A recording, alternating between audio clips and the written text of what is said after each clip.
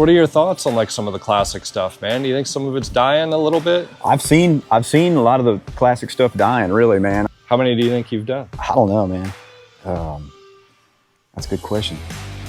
Need to go back and try to think and count. Can you buy one of those, or is this like something we could patent right now? You know, the TV shows, you only got, what, 45 minutes to show this stuff, and a lot of this stuff you're building the whole car in 45 minutes. That's the thing, man. And so a lot of it gets glazed over. You don't get to see this process, man. I had somebody asking me, oh, where'd you get those? I said, we just made them. You sell them? No. If you get pulled over and they do a search, like, look at all the pockets you have. So these guys that are huffing glue all the time, they get really creative. That's where all of our good ideas come from.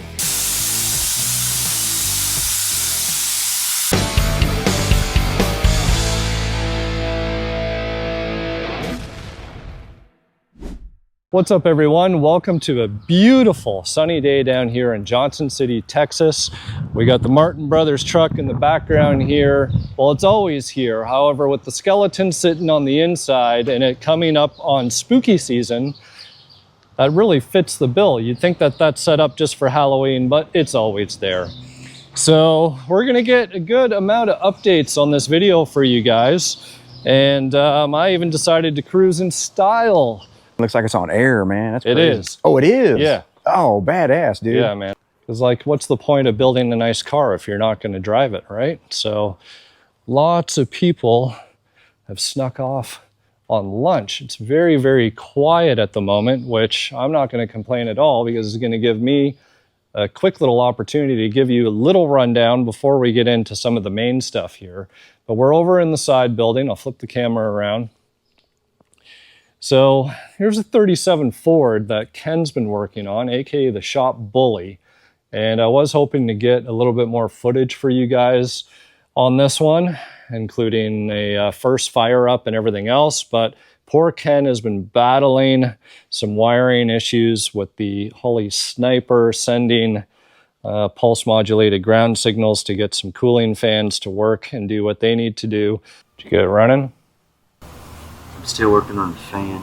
So hopefully next video, when Ken doesn't want to pull out all his hair, we'll be able to get more updates on this guy. But super, super cool old school ride.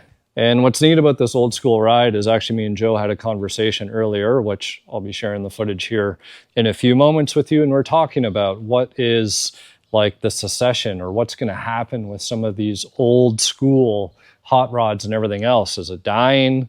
Will it continue on? What's going on there? Are we just getting old? What are your thoughts on like some of the classic stuff, man? Do you think some of it's dying a little bit? I've seen a lot of the classic stuff dying, really, man. It's a shame, you know. You see it, the 30s and 40s stuff. You see it. I mean, there's still a huge group of people that love those cars. I mean, everybody loves those cars. It's just, you get to a point where somebody's dream car, those older guys, man, they've done those cars and they're kind of done with them. And then, you see them for sale, and a lot of times they're cheaper and they haven't been updated or upgraded since like the early 90s. You know what I mean? They're still pastel green and yellow and got weird graphics on them. But still, they're nice cars. They could just be redone. But some of those guys are like, you know what, I'm just gonna enjoy this car. I'm not gonna sink another 200 grand in this car. Whereas now the younger generation, that's them right here, and they're the ones pouring the big money in the cars. And so, yeah, it's kind of sad. You see the earlier cars kind of not as desirable, and it's a shame. I love everything, man, but it's just, it's just those guys go away, the new guys come in, man. The new tastes come in. Well, it's opportunity, it's innovation, it's all those things. It is, I guess as we get older, we get more stuck in our old ways. I'm just glad I got to appreciate and see it. Oh, I know, I was at Woodward again this year. I was a little disappointed. Were you really? Yeah. Like comparatively to 10, 20 years ago or whenever when I first went. As far as how? I feel like a lot of the old bloods not there as active or engaged. Yeah. And then like you said, you know, you get all the new S550 Mustangs with like the machine gun tunes, you know, at the tailpipes. Yeah, and like, yeah. It's just like, it's a different thing, which, you know, I can respect a lot. But You're right, man. I heard something too. I was down at Cruising the Coast, and I saw a lot of the cars with the Power Tour stickers on, you know, Hot Rod Power Tour. I've never even been on one. You know, we're so jammed up, we don't have time to do any of that stuff, man. And it's like, man, we got to go on a Power Tour one of these days, you know. And so a guy came up and he had all these Power Tour. He'd been on the Power Tour for like 20 years. And I was like, so dude, I need to do the Power Tour. He's like, it ain't what it was, you know. I'm like, what do you mean, man? He says, he says, man, it's just a lot of new cars in there. It's like just a lot of the modern cars, which are cool. There's a lot of modern cars I love, you know, but he said you're seeing a lot of the old stuff get kind of filtered out. It's not a lot of the old stuff anymore. And now we're sounding like our old mans, right? that's right, man. We're sounding like our old man. That's right, man. Well, we got Joe's personal Impala here. I don't think there's been much headway done on here. Of course, that's sort of what happens when you're the plumber with leaky pipes or the body man with a rusty car. You're always busy working on everybody else's stuff except for your own, which gets pushed to a side. And here is one of the bird hoods from last week. So Joe will be running us through actually differences in bird hoods and actually sharing a little bit of what it takes in terms of time, energy, and cost to do one of these guys. Did this car, I don't know, 4 years ago now? 4? Okay, so it was done before, because I was pretty sure the color was, because that's probably one of them on that one. Oh, yeah, yeah. Okay. Oh, yeah, you're talking about the gold hoods. Yeah. Yeah, yeah. I'm like, man, did he change the color already? No, man, it's crazy. I've done a lot of these hoods now, man. It's crazy. How many do you think you've done? I don't know, man. That's a good question. Need to go back and try to think and count. What would it cost? You know, it's kind of, that's the thing, and people, because I'm sure everyone asks. So. Well, yeah, they all ask, you know, but one thing is I tell them, you know, the earlier, so what, 77, 78 and under, they had this style bird, you know, had the early bird that's, you know, started in what, 70, 79, and then I think part of 78, they went to this style of bird, which is, so you got this one here. Basically, I lay out one, you know, I put my template down, lay it down, trim everything out, draw it out, and then I got one color to spray in. And all these are just highlight colors. And then I just come in, you know, do this 3-dimensional stuff with the airbrush, and then some pinstripe work, outline work, and then a little drop shadow to make it look like it's kind of floating on the hood. But, you know, this style of bird compared to the one that came next, which is this one over here, it's like 4 times the work, man, you know? So this one hasn't been cleared yet, but so oh yeah, you lay down your, you know, we lay down this root beer color, this bronze color, and then all these colors got to be separately masked, sprayed, peel it off, tape up the next layer of color, and so you know, so you got like like 5 that you stick down. Like, is there a vinyl stencil first? Actually, what I use, man, people are like, "What do you use, man?" You know, I don't have a plotter machine, so man, this is all done by hand, really. So basically, I just use transfer tape, which is, you know, like if you go to a sign store and you get some vinyl decals made, your decals, or people at home with their Cricut machines. That's right. Yeah, you know, it's stuck to that transfer tape, man. Well, I found transfer tape is pretty low tack, man. So you can lay it down, even on raw base, in some cases, man. And if you move quick, but lay down that transfer tape, man, and it makes. I'll just draw out my design, trim it out, and use it for like a masking paper. So it works really good. It's cheap, and you know, if you buy like airbrush frisket paper, which is sheets of paper, it's expensive, man. Yeah. You know what I mean? And then you use a whole bunch trying to lay it out. Well, that stuff, man, lays out good.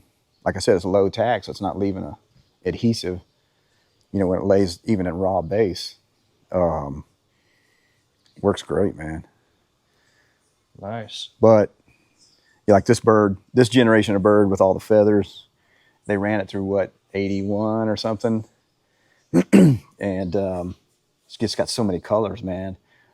So people are like, hey man, I got a 79. I'm like, oh, which bird do you want? We want the one like factory. It's like, oh man, it's considerably, Surcharge. it's a little more, man, because it's a lot more. You know, it's probably another 20 hours just laying out compared to the, you know, the earlier style bird. You know what I mean?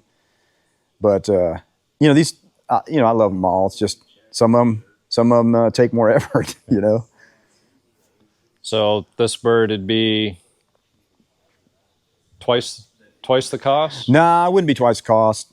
It depends what the colors too, and then of course, you know, the colors vary too. The cost of the paint too sometimes. True. You know, if you're making a color, you know, the customer wants it really close to the factory look. Well, then you have to go make those colors. You know, mix them. Whereas a lot of guys are like, man, just do something kind of one off, but look factory.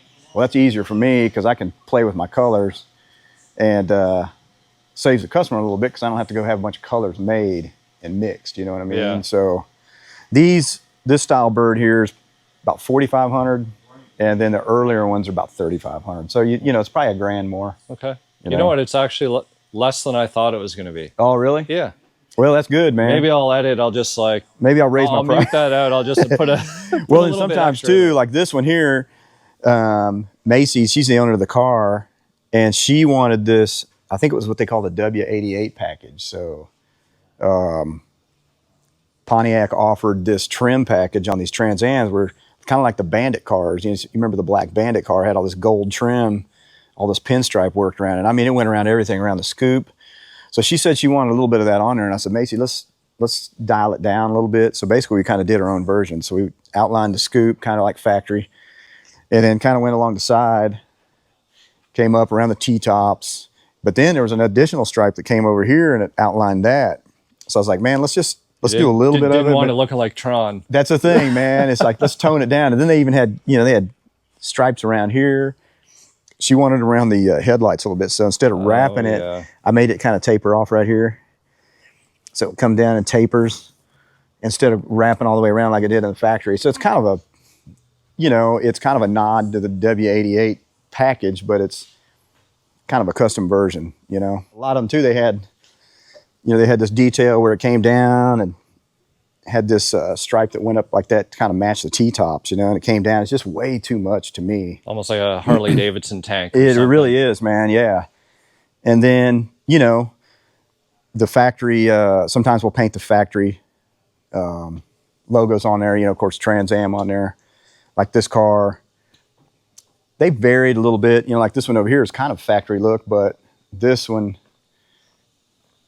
you know, I kind of did my own take on kind of what the factory would have done, you know what I mean? So it's not true to the factory, but it's pretty close, man. But it's all painted on, you know? You hide your signature somewhere? Sometimes, man. I did a little M. Oh, okay. I got you. Put the little M on it there. M on the front, man. The front of the bird. Since we didn't really build that car, we fit wheels on that car when we did the artwork on it. She already had the car painted and brought it color sanded, so.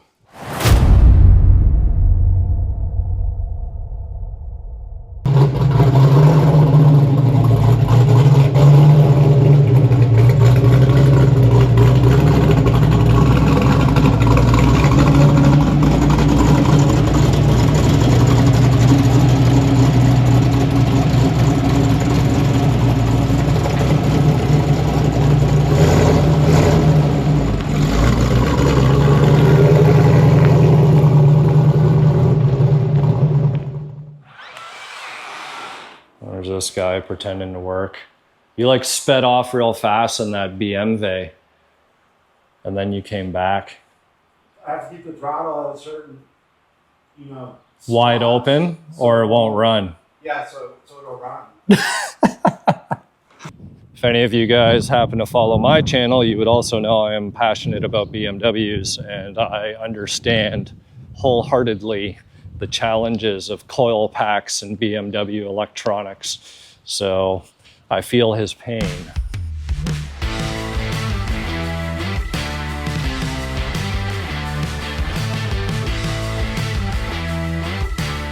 So this was not together last time we were here, right? No, I think the last time you were here, I was working on the exhaust for the 58 Impala. Yeah, and then this guy, I think the chassis was just on the ground. Yep. just on And the motor was sitting in it, but Yeah. now it's on the crane. And Yeah, it's got the LT4 going in. So yeah, So- pretty much just started with the firewall. I like to start from the front, work my way back. So I went through and cut out the old firewall and then pretty much made a paper template, threw it up there, made sure I got it all tied in. Trickiest part's like coming through and getting all the toe boards all tied in, especially with the firewall being smooth. With bead rolling here, it's kind of like a little pain in the butt. It would have been nice to have some bead rolls going through this thing, but customer wanted it all smooth, so. well, the customer's always right. Oh yeah. And was the sheet metal in good shape in terms of, I know sometimes where firewalls meet floorboards can be a little Yeah, rusty and whatnot? Yeah, it actually wasn't bad. Not really any rust. It was just the spot welds. I had about 200 spot welds I had to drill out. Well, speaking of that, I see you got some tools on the table here, and I was admiring this fancy unit that you have, which you said is good to get into kind Yeah. of those 90-degree Yeah, good to get up in cracks. these little pockets right here. So I'm gonna eventually go through, once I'm done welding, I'm gonna metal finish So this can whole you thing. buy one of those, or is this like something we could patent right now? Yeah, or we- someone's going to take your idea because we they could- saw the video? We could probably patent it. Little mini belt sander. I've seen, isn't there one of these that does spot welds as well? This one will do spot welds. I actually, a couple of the spots where they overlapped the spot weld drill bit I was using, you can't really drill through it. So probably out of like the 200 spot welds, I probably use this thing on probably 20 of them. Okay. Yeah. Weld it up, and then I'll start sanding everything down, and then I'll hammer and dolly in the spots that need it, and pretty much go from there. It's just tricky. You got to do small little like 3/4 inch welds and cool them so you don't get no warping. You can really see the warping on a smooth panel. Yeah. So this was like a little tricky too, the recess we did. So this is 2 pieces, one here and one here, and I seamed it together. But just to get this tight radius with the bead rolling on it, it was actually super tricky. So this whole corner, I pretty much just hammer and dollied over on the anvil over there. Gotcha. Yeah. And then we have to do some custom inner aprons as well. Yeah, so once I get done with this, I'll throw the fenders back up, and then I got to notch out a little window in the fender and then box it all in. I'm assuming clearance probably for Yep. some of this. Yep. And then once I get that done, I'll start working my way back. I'll start tape lining the trans tunnel. I'll even out the trans tunnel, make my trans tunnel, work my way to the drive shaft, and then And work how my- far back do you got to go? Was this like a bench seat ordeal that? It's gonna go all the way to the back seat. Okay. Yeah. So then we'll go through and tub the rear end after that. Pretty much these whole wheel wells will get cut out and extended over and roll Then some- will you re-roll the whole trunk pan? I don't know how Or far we're gonna take just it back. integrate Yeah, it? I'll integrate it for sure. So there'll be some bead rolling in the back end right here. We'll just see how crazy the tubs go for the rear end. But this is gonna be kind of like a survivor car. Joe wants to kind of restore the paint. It looks super dusty right now, but the paint job's actually pretty decent on this thing.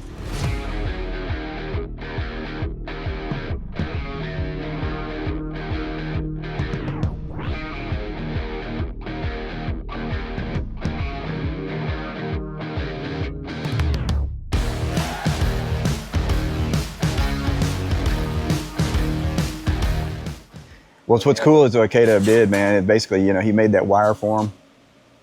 So, if you're not trying to invest in a nice buck out of wood, because that's a lot of time, Really, you can go with a wire form. So Kato made that wire form, and then basically he was, obviously did the passenger side first, and then with that, he creates his templates, he creates all this stuff, and then basically he can just bring it over to the other side.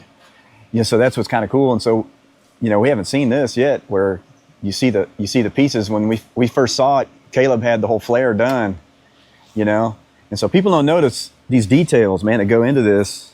Is like on this car, these body lines are kind of soft. So Caleb basically created a new die in the Polmax machine, and just created a more definite body line right here. And so basically he'll cut that out, weld that in. And then you can see all the joints, all the separate pieces. You got everything clecoed on, and once all those pieces are joined, you don't see it. So, you see the beauty of the finished product. But people are like, man, how'd you do that? Because man, when you're done with it, you want it to look like it was stamped from the factory. You know what I mean? And so Caleb was able to, you know, once he's metal finishes it, people are like, where's the seams at? And so now you can kind of see it. You know, you can see the work that goes into it. So that's pretty cool. So basically he's got his flare here. He rolled this out, kind of did his own take, kind of more squared off. You see a lot of cars, there's a lot of really killer Mustangs, you know, like the Goolsby Mustang, their flares, they got kind of more of a rounded look to them. So everybody's kind of got their own take. You're seeing a lot of these Fox bodies now, these Mustangs, you know, coming out, and you don't want to stray too far from them. So you know, the cool thing is, you know, Caleb started in the back here, you know, got all this plastic stuff. We'll do everything out of aluminum, and so that's going to be the cool thing, is basically keep the tradition of the factory look, but you know, if it came from the factory and it was out of metal, that's what kind of, you know, you want it to look like. Don't forget to like and subscribe. Now back to the video. You know, a lot of people, you know, they watch these shows and stuff, and they, you know, they glaze over this stuff. You know, the TV shows, you know, we got, what, 45 minutes to show this stuff, and a lot of this stuff you're gets building the whole car in 45 minutes. That's the thing, man. And so a lot of it gets glazed over. You don't get to see this process, man. And so you can see the time and effort in just the hours alone Caleb's gotten this stuff, man. But just each piece is fit together.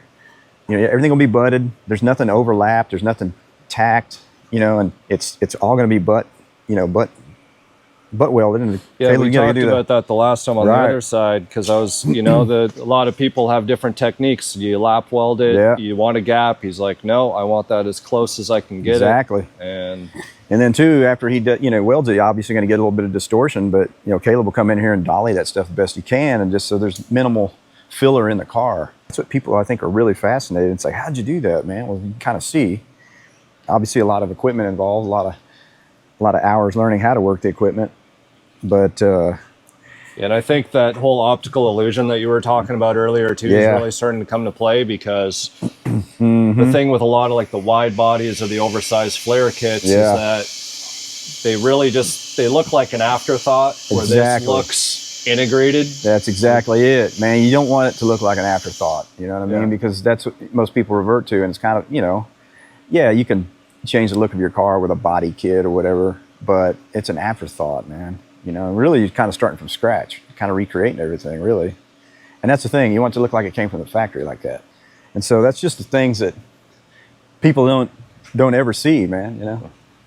Oh, there's a lot of, well, everything, man. Like even the whole front end, right? Like, which is pretty trick, because it's not just, you got the Roadster Shop chassis. Right. Which is one thing, but when you get into, like, this isn't anything that you buy. Right, right. Like, you guys are making it all. Well, you know, obviously we want to do that, you know, we want to eliminate that plastic front end or whatever that stuff's made of, you know, and so we just want a strong structure, because this stuff was flimsy, man. You know, Adam came up with this trick design here and all this stuff. Basically, you know, it ties it in, but, you know, once all that metal's on there, it's going to have something. I mean, this thing's going to be kind of a tank, really, man. It's going to be pretty stout, you know, so. It's going to have like that industrial flair. It is, yeah. And, all right, just kind of mean. It really is, almost man. like a Mad Max Fox. It is, man, it is. With way too much power. So, it's going to be Ricky's, we're going to test Ricky's manhood, man. But I think he's, you know, he's been into sprint cars and all that kind of stuff. So I think, you know, he'll be right at home. Make sure that he's certified, takes a course. That's right, yeah. Down the road. Exactly. Or have the valet tune on it, right? We'll let him go down the road first, man, and then when everything's squared away, man, we'll get in it and drive it. You know, the owner of the car, man, he knows the history of these things pretty good, man. You know what I mean? Especially after talking to you. Stuff. I know. So he's, you know, when Ricky was a kid, this was kind of a dream car to him, man. So he knows these cars really well, and so doing the T-top, Ricky's like, let's put T-tops in it, and I was like, man. We're so far along now, because Caleb already redid the door skins, ran them through the Polmax machine, tightened up the body lines, did all that body work, you know, and obviously with a T-top car, you got to eliminate the door frame. Yep. And so it was kind of like, man, I don't know. And then there were some other things of the T-top too. There was something about the trim to me that just, I don't know.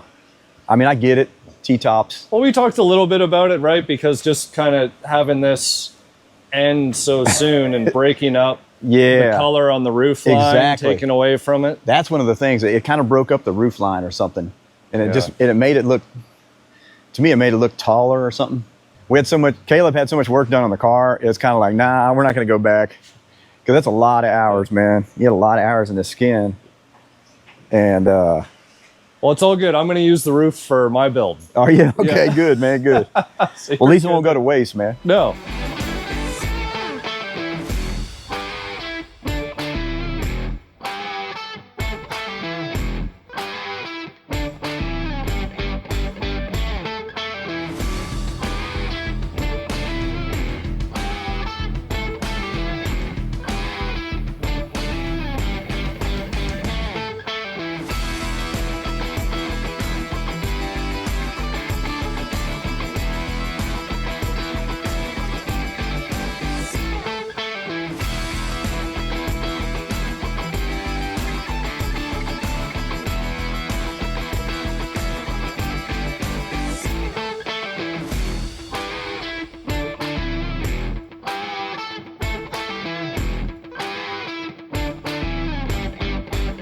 Yes, this is pretty neat to see, because I had no idea.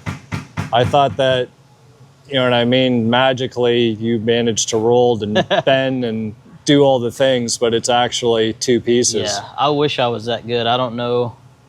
I'm sure there's somebody that could do it in one piece, but I'm not there yet. So this is time-wise, this is easier for me, and it turns out nicer than me trying to do the whole thing in one piece.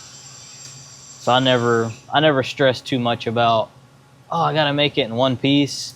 If I need to make it in 2 pieces, 3 pieces, It's all one piece in the end. it's all one piece in the end.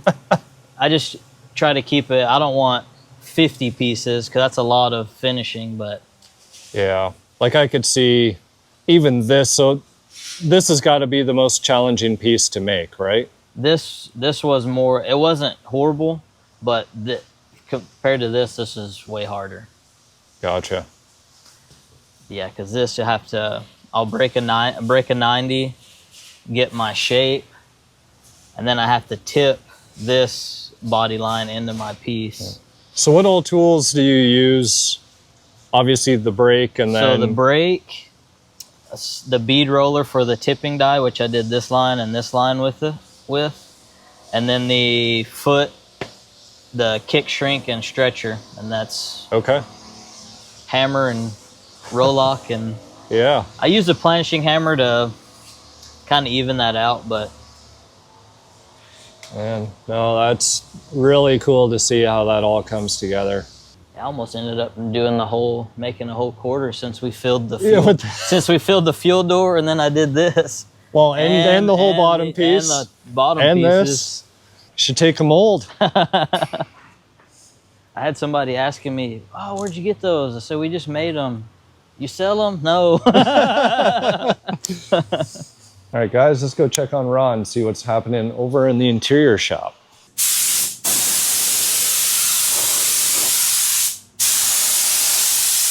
When I was in furniture, we'd have chairs that were finished in fabric, whatever fancy fabric the designer picked out, and then we'd have our samples of the exact same chair in just the white muslin.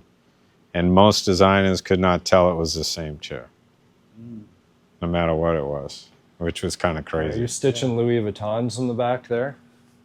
No, no Louis Vuittons.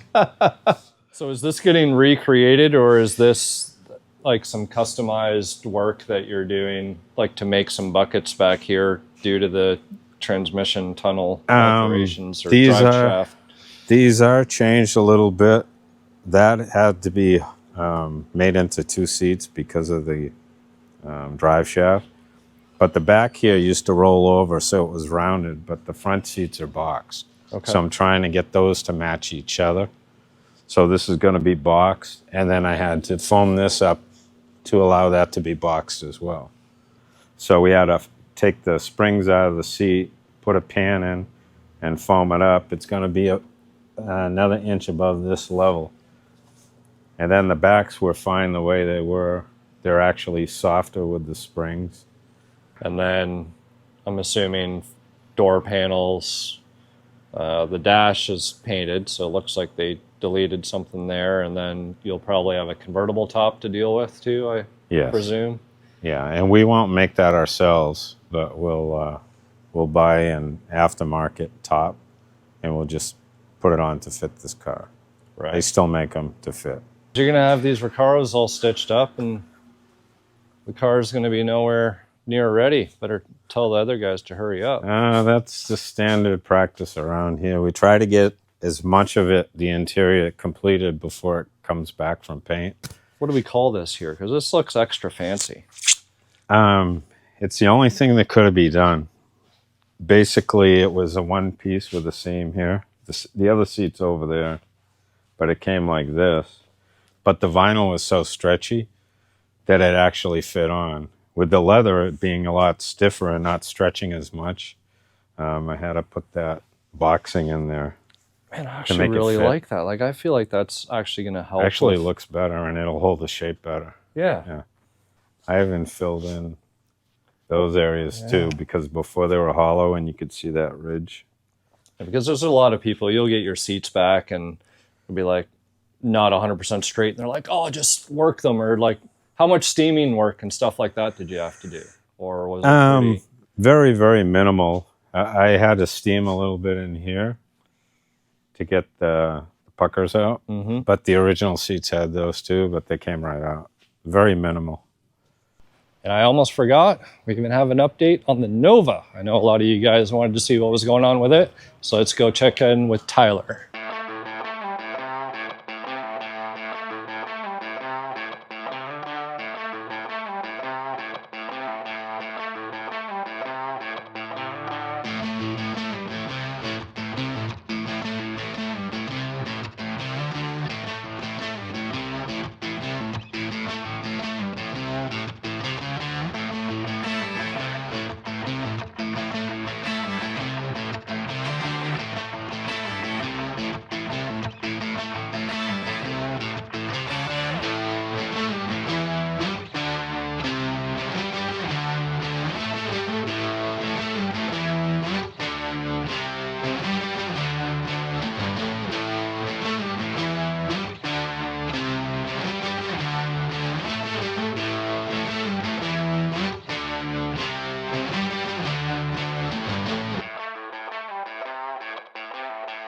You gotta settle this day.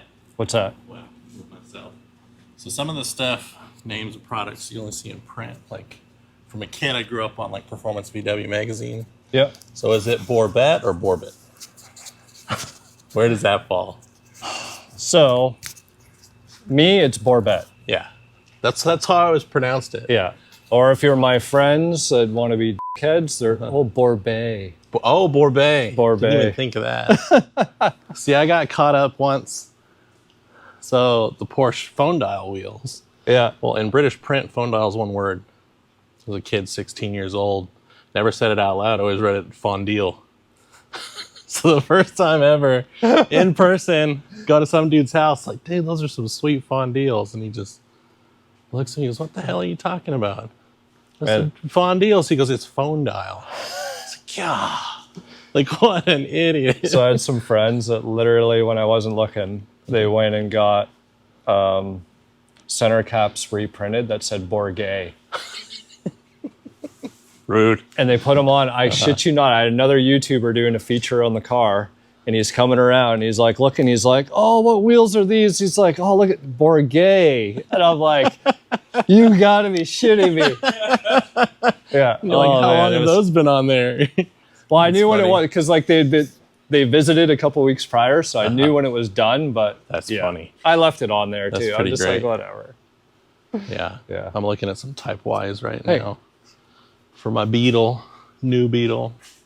Just heard that. You need to up your wheel game. Huh? Well, you get a German car, you gotta up your wheel game. For what car? For your German car. Dude, that car is sick right now. OEM plus. If you get pulled over and they do a search, like, look at all the pockets you have. I'm not gonna tell you about the secret pockets. Dun, dun, dun, dun, dun, I dun. almost forget how to. There's one. Like, there's probably a snack in there.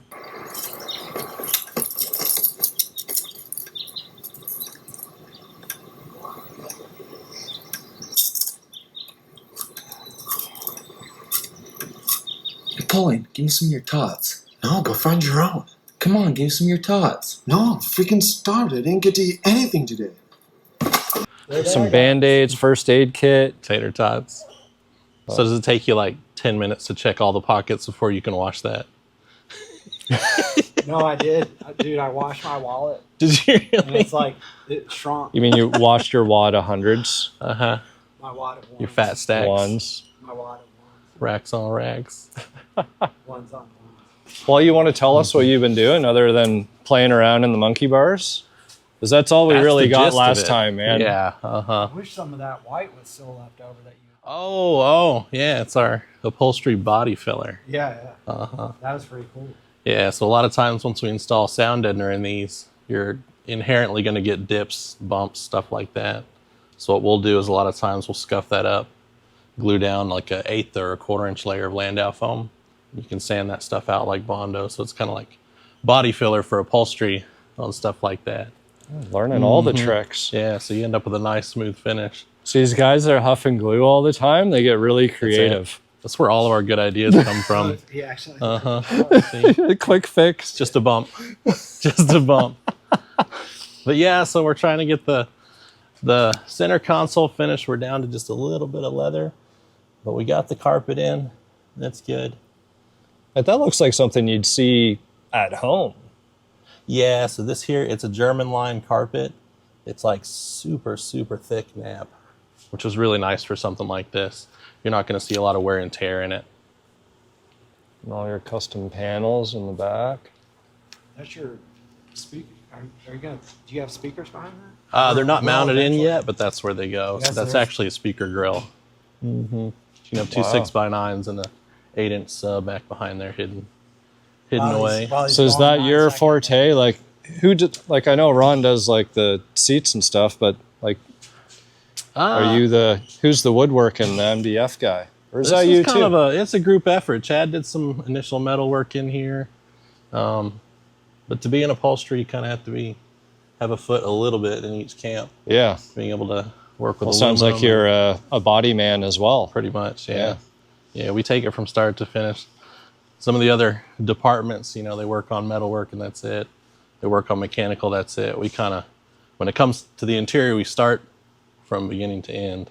We have to have a little bit of knowledge of all of it. So when it comes to metal pieces, i.e. the dash, is that your scope of work or is that the body shop's scope of work? It depends on how we're planning to finish it. Because like this is some serious, obviously you got a roll cage and everything in here, right? But like that's just, you wouldn't even know that that's all metal. And when this car left our shop, it was really being built as a drag car. So the interior was going to be minimal. Somewhere in the process of body and paint, it got turned into a show car. So it changes some stuff. It slows us down a little bit doing sort of fab and fitting on a finished painted car. So this one was a little bit of catching it back up, realizing we're gonna have to do a real full interior in it. So, but a lot of times from the beginning, we decide what gets wrapped, what gets painted. Then we work with the metal guys to figure out what they need to do. Yeah. So what's the next steps? Really, like once the carpet's in, you can do seats. Like this thing looks like it's close to the finish line. The seats are roughed in. Next step is the 3D printed door handles. We have most of the door panels fabbed up. But those are your babies. So now it's how many revisions of those have you made? I don't know. We've got a whole collection in there.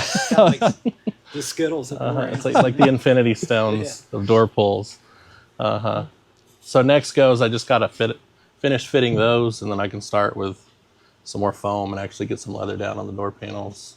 Then it's rear interior quarter panels.